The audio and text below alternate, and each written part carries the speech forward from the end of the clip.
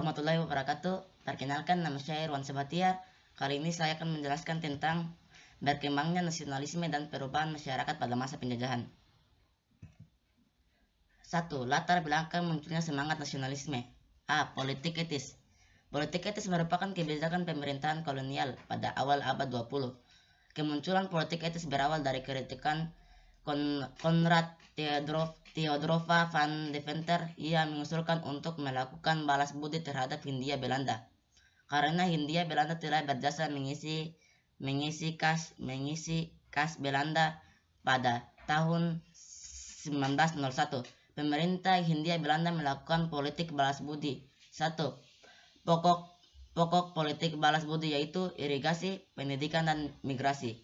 Pada awal pelaksanaan politik etis berbanding terbalik dari tujuannya. Politik etis lebih menguntungkan Belanda dari 3 poin di atas. Tetapi dengan adanya politik etis melahirkan tokoh-tokoh pergerakan nasional dan membuat bangsa Indonesia lebih terdidik. 2. Kegagalan perlawanan bersenjata. Perlawanan menggunakan senjata umumnya bersifat kedaerahan. Kondisi ini menyebabkan kegagalan pada perjuangan bangsa Indonesia. Namun pada abad 20, perjuangan bangsa Indonesia mengalami perubahan. Sifat-sifat kedaerahan pun mulai dihapuskan karena setelah abad 20, masyarakat Indonesia telah menemukan identitas kebangsaan sebagai pengikat perjuangan bersama. Paham kebangsaan dan nasionalisme pun tumbuh menjadi sarana perjuangan yang kuat. 3. Perkembangan organisasi etnik dan keagamaan. Kemunculan organisasi etnik menjadi pendorong adanya pergerakan nasional. Organisasi sering berkumpul dan akhirnya mengikat mereka dalam organisasi bersifat nasional. Mereka membentuk organisasi sesuai dengan latar belakang etnik. Perkembangan kebangsaan Indonesia juga terbentuk dari adanya organisasi agama seperti Muhammadiyah yang terbentuk pada tahun 1912. Peran kaum wanita. Kaum wanita juga aktif dalam menumbuhkan semangat kebangsaan. Mereka berupaya menaikkan kesetaraan gender dan berjuang melalui organisasi pergerakan. Beberapa tokoh perjuangan yaitu A. Raden Ajeng Kartini. Raden Ajeng Kartini lahir pada tanggal 21 April 1879 di Jepara, Jawa Tengah. Raden Ajeng Kartini dikenal sebagai wanita yang mempelopori kesetaraan derajat antara wanita dan pria di Indonesia.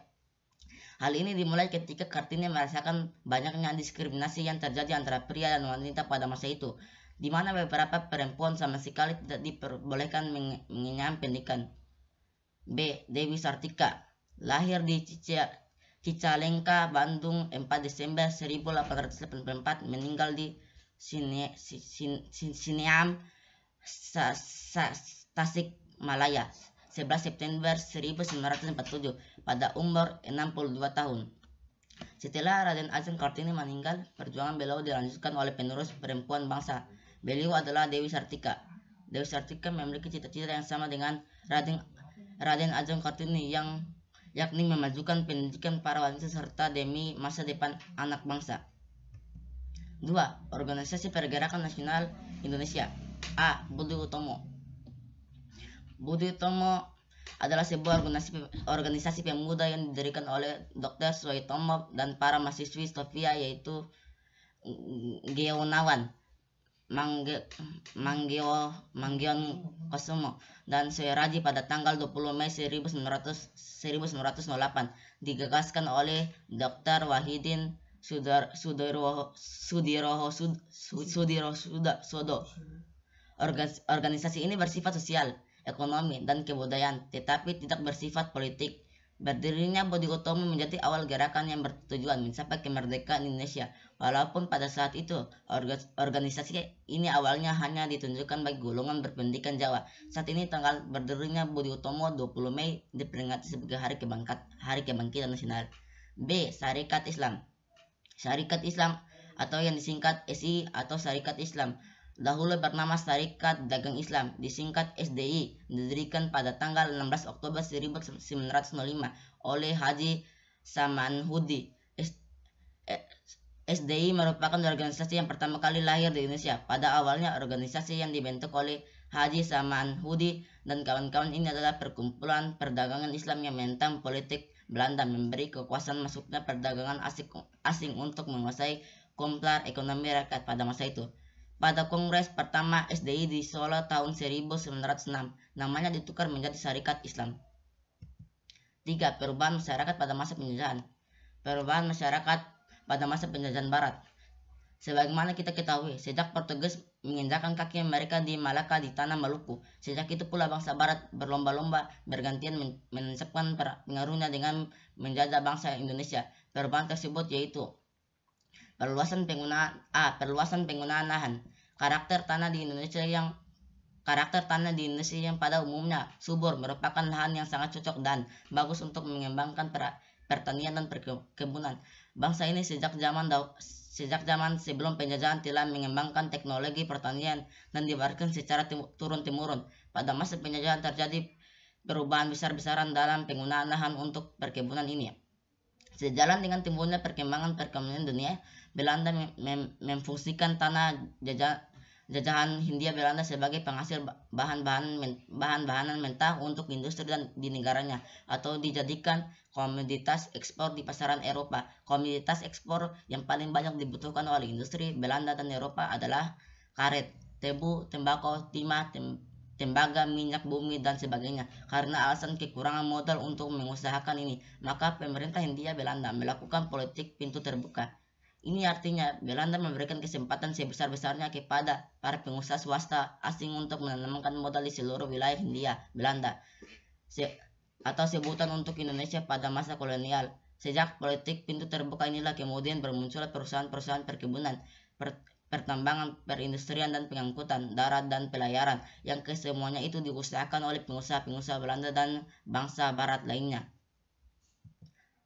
B. Persebaran penduduk dan urbanisasi. Pada masa politik etis politik balas budi tahun 1900 yang diterapkan pemerintah Hindia Belanda, terjadi arus transmigrasi dari pulau yang padat penduduknya, khususnya Pulau Jawa, ke daerah yang jarang penduduknya di luar Pulau Jawa.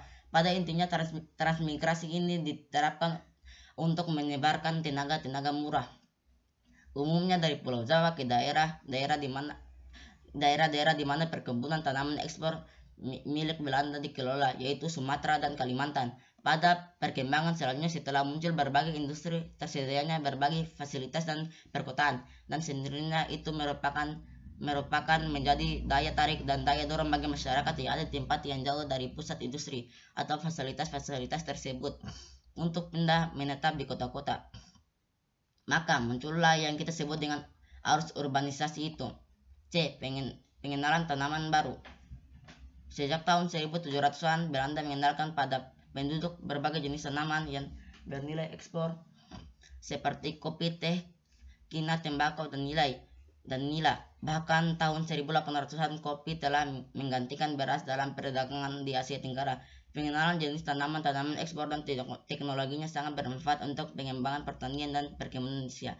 Saya dari Irwansyah, mohon maaf jika ada kesalahan kata. Wabillahi taufiq wal hidayah. Wassalamualaikum warahmatullahi wabarakatuh.